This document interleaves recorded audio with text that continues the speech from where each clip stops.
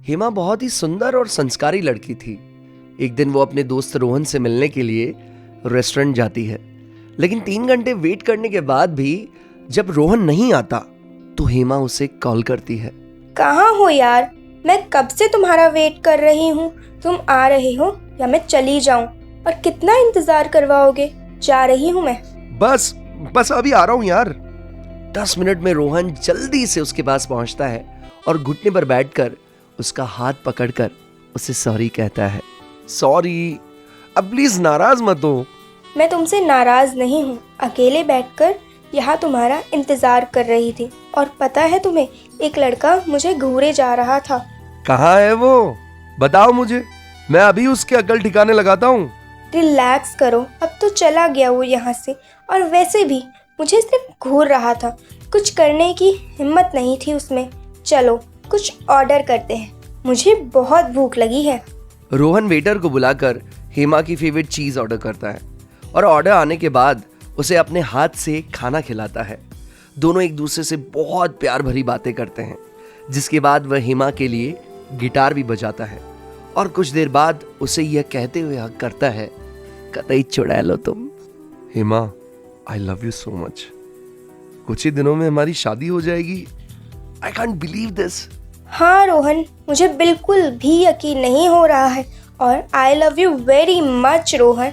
अब हमें चलना चाहिए, घर पर सब इंतजार कर रहे होंगे। दोनों अपने घर वापस आ जाते हैं और कुछ दिन बाद हेमा की शादी की रस्में शुरू हो जाती हैं। हेमा की हल्दी और मेहंदी की रस्म बहुत धूमधाम से होती है। सभी बहुत खुश होते हैं। हेमा की माँ अपनी बेटी के हाथों में मेहंदी लगते हुए देखकर कहती है, हेमा, कल तेरी शादी हो जाएगी, तू विदा होकर अपने घर चली जाएगी और ये घर सूना हो जाएगा। बेटा, तेरे बिना तेरी आवाज़ सुनने को मेरे कान तरस जाएंगे। माँ ऐसे मत बोलो, शादी ही तो हो रही है मेरी। आपका जब मन करे आप मुझे बुला लेना, मैं आ जाऊंगी।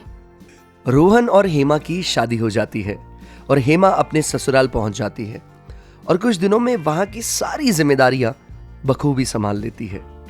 हेमा खाना बनाकर अपनी सास सरिता और ससुर जी को खिलाती है। खाना खाकर सब बोलते हैं, वाह बहू वाह, इतना स्वादिष्ट खाना बनाया है, तूने तो मेरा दिल ही जीत लिया। हेमा, तुम भी हमारे साथ बैठकर खाना खा लो। शुक्रिया माँ जी, मैं आप सबके खाने के बाद खाना खा लूंगी।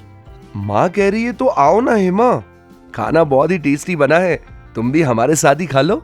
ठीक है, आप दोनों इतना बोल रहे हैं तो आपके साथ ही खा लेती हूँ। परसों वापस आ रही है हमारी प्रिया। हेमा, तू उसकी पसंद का खाना बना लेना, हॉस्टल में अच्छा खाना नहीं मिलता। 2 दिन बाद हेमा की ननद प्रिया हॉस्टल से वापस आ जाती है। घर पहुंचते ही प्रिया अपना सारा सामान बाहर छोड़कर अंदर चली जाती है और उसके बड़े बड़े बैग हेमा अंदर लाती है और प्रिया घर में घुसते ही अपने कमरे में जाती है। हेमा उसे आवाज लगाती है और कहती है, अरे दीदी रुके तो, आपका कमरा अब यहाँ नहीं है। भाभी, ये मेरे रूम को क्या हुआ? मेरे रूम को इतना चेंज किसने कर दिया? दीदी, माँ जी ने रूम एक्सचेंज कर दिए हैं। आपका रूम अब हमें दे दिया है। रोहन का पहले वाला रूम छोटा था ना, इसलिए। भाभी प्लीज, आप मम्मी का नाम लेकर झूठ मत बोलो। आपने ही मम्मी से कहा होगा मेरा रूम देने को। नहीं, ऐसी कोई बात नहीं है, आप गलत समझ रही हैं दीदी। माँ, आपने मेरा रूम भाई को क्यों दे दिया? बेटा, तेरे भाई का रूम छोटा था, उसको उस रूम में प्रॉब्लम हो रही थी। अब वो 2 लोग रहते हैं। ये सब छोड़, देख तेरी भाभी कितना अच्छा खाना बनाती है। कल को तेरी भी शादी होगी तो तू भी अपनी भाभी से खाना बनाना सीख ले। माँ भी जब से आई हूँ बस भाभी के ही गुणगान कर रही है, ये नहीं कि मेरे भी हालचाल पूछ ले। अरे बेटा रुक तो, चली गई, पता नहीं कब इसका मुंह फूल जाए। शाम को सभी लोग बैठकर बातें कर रहे होते हैं। तभी सरिता जी बोलती हैं, प्रिया, ये लो चाबी, लॉकर में जो गोल्ड का सेट रखा है वो निकाल कर लाना। ठीक है माँ, लाती हूँ। प्रिया गोल्ड का सेट निकाल कर लाती है और माँ को देती है। पर आप इसका क्या करोगे? अभी बताती हूँ। हेमा बहू, इधर आना।